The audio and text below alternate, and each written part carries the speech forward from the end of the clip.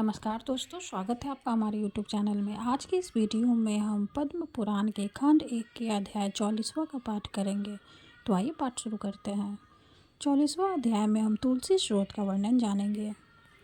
ब्राह्मणों ने कहा, गुरुदेव, हमने आपके मुख से तुलसी के पत्र और पुष्प का शुभ महात्म्य सुना, जो भगवान श्री विष्णु को बहुत ही प्रिय है। अब हम लोग तुलसी के पुण्यमत स्रोत का श्रवण करना चाहते हैं। व्यास जी बोले, ब्राह्मणों, पहले स्कंद पुराण में जो कुछ बतलाया हूँ वही यहाँ कहता हूँ।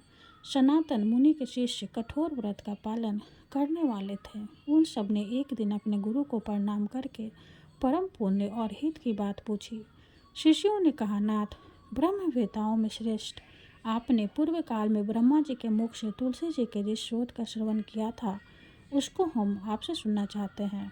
सनातन नंद जी बोले, शिष्यगण, तुलसी का नमोच्चारण करने पर अश्रुओं का दर्प दलन करने वाले भगवान श्री विष्णु प्रसन्न होते हैं। मनुष्य के पाप नष्ट हो जाते हैं तथा उसे अक्षय पुण्य की प्राप्ति होती है, जिसके दर्शन मात्र से करोड़ों गोदान का फल होता है। उस तुलसी का पूजन और वंदन लोग क्यों न करें।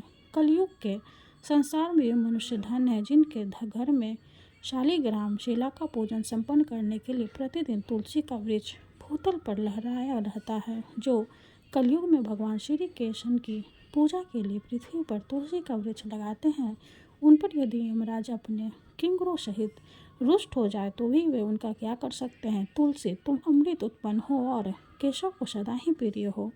कल्याण में अपने भगवान की पूजा के लिए तुम्हारे पत्तों को चुनता है। तुम मेरे लिए वरदानी बनो। तुम्हारे श्री अंगों से उत्पन्न होने वाले पत्रों और मंजरियों द्वारा मैं सदा ही जिस प्रकार श्री हरि का पूजन कर सकूं, वैसा उपाय करो। पवित्र आंगे तुलसी, तुम कलिमल का नाश करने वाली हो। इस भाव के मंत्रों से जो तुलसी दलों को चुनकर उसमें भगवान वासुदेव का पूजन करता है, उसकी पूजा का करोड़ों गुना फल होता है। देवश्री, बड़े बड़े देवता भी तुम्हारे प्रभाव का गायन करते हैं। मुनि, सिंध, गंधर्व, पाताल निवासी, साक्षात नागराज, शेष तथा संपूर्ण देवता भी तुम्हारे प्रभाव को नहीं जानते। केवल भगवान श्री विष्णु ही तुम्हारी महिमा को पूर्ण रूप से जानते हैं। जिस समय क्षीर समुद्र के मंथन का उद्योग प्रारंभ हुआ था, उस समय श्री विष्णु के आनंद से तुम्हारा प्रादुर्भाव हुआ था। पूर्व काल में श्री हरि ने तुम्हें अपने मस्तक पर धारण किया था। देवी, उस समय श्री विष्णु के शरीर का संपर्क पाकर तुम परम पवित्र हो गई थी। तुलसी, मैं तुम्हें प्रणाम करता हूँ। तुम्हारे श्रीअंग से उत्पन्न पत्रों द्वारा जिस प्रकार श्री हरि की पूजा कर सकूं, ऐसे कृपा करो जिससे मैं निर्विघ्नता पूर्वक परम गति को प्राप्त हो जाऊं। साक्षात श्री कृष्ण ने तुम्हें गोमती तट पर लगाया और बढ़ाया था। वृंदावन में विचरते समय संपूर्ण जगत और गोपियों के हित के लिए तुलसी का सेवन किया। जगत प्रिय तुलसी, पूर्व काल में वशिष्ठ जी के कथानुसार श्री रामचंद्र जी ने भी राक्षसों का वध करने के लिए उद्देश्य से सरयू के तट पर तुम्हें लगाया था। तुलसी देवी, मैं तुम्हें प्रणाम करता हूँ। श्री रामचंद्र जी से वियोग हो जाने पर अशोक वाटिका में रहते हुए जन किशोरी सीता ने तुम्हारे ध्यान किया था, जिससे उन्हें पुनः अपने प्रियतमा का समागम प्राप्त हुआ। पूर्व काल में हिमालय पर्वत पर भगवान शंकर जी की प्रतिमा के लिए पार्वती देवी ने तुम्हें लगाया और अपनी अभीष्ट सिद्धि के लिए तुम्हारा सेवन किया था। तुलसी देवी, मैं तुम्हें नमस्कार करता हूँ। समून देवगणों और किन्नरों की दुख स्वरूपा नाश करने के लिए नंदन वन में तुम्हारा सेवन किया था। देवी, मैं तुम्हें नमस्कार करता हूँ। धर्म ने गया में साक्षात पितरों ने तुलसी का सेवन किया था।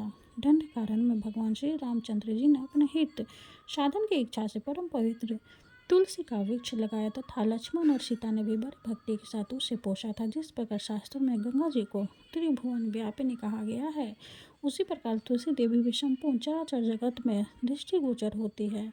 तुलसी का ग्रहण करके मनुष्य पातकों से मुक्त हो जाता है, और तो और मुनीश्वरों, तुलसी के सेवन से ब्रह्म हत्या भी दूर हो जाती है। तुलसी के पत्ते से टपकता हुआ जल जो अपने सिर पर धारण करता है, उसे गंगा स्नान और 10 गोदान का फल प्राप्त होता है। देवी, मुझ पर प्रसन्न हो जाओ। देवश्री, हरे प्रिय, मुझ पर प्रसन्न हो जाओ। क्षीर सागर के मंथन से प्रकट हुई तुलसी देवी, मैं तुम्हें प्रणाम करता हूँ। द्वादशी रात्रि में जागरण करके जो इस तुलसी स्तोत्रम का पाठ करता है, भगवान श्री विष्णु उसके 32 अपराध क्षमा करते हैं। बाल्यावस्था, कुमारावस्था, जवानी और बुढ़ापे में जितने पाप किए होते हैं, वे सभी तुलसी स्रोत के पाठ से नष्ट हो जाते हैं। तुलसी के स्रोत से संतुष्ट होकर भगवान सुख और अभ्युदय प्रदान करते हैं। जिस घर में तुलसी का स्रोत लिखा हुआ विद्यमान रहता है उसका कभी अशुभ नहीं होता, उसका सब कुछ मंगलमय होता है। किंचित व्यंगम मंगल ही हो जाता है, उसके लिए सदा सुकाल रहता है, वह घर प्रचुर धन धान से भरा रहता है। तुलसी स्रोत का पाठ करने वाले मनुष्य के हृदय में भगवान श्री विष्णु के प्रति अविचल भक्ति होती तथा उसका वैष्णव से कभी भी योग नहीं होता। इतना ही नहीं, उसकी बुद्धि कभी अधर्म में नहीं प्रवृत्त होती। जो रात्रि में जागरण करके तुलसी का स्रोत का पाठ करता उसे करोड़ों तीर्थों के सेवन का फल प्राप्त होता है। हरे कृष्णा। 40वां अध्याय समाप्त हुआ। वीडियो अगर अच्छी लगे तो लाइक कर दे, चैनल को सब्सक्राइब कर दे। धन्यवाद।